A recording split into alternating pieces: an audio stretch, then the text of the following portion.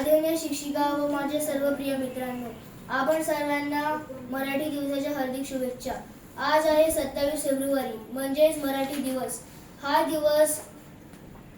दिवस आपण मराठी भाषा गौरव दिवस म्हणून साजरा करतो। हा दिवस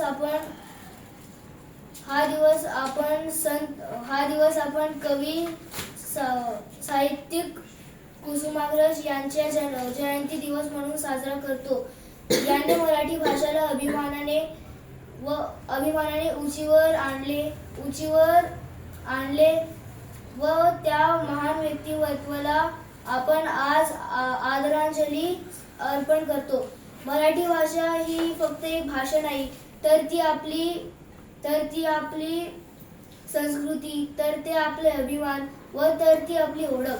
संत ज्ञानेश्वर, संत नामदेव व संत तुकाराम यांनी आपल्या समाजाला मराठीतूनच दिशा दिली होती। छत्रपती शिवाजी महाराज स्वराज्याची शपथ घेताना मराठीतूनच घेतली होती व त्यांनी आपल्या मराठी भाषेचा सन्मान वाढवला। मराठी भाषा एक समृद्ध इतिहास आहे, जो की कधीच संपू शकत नाही।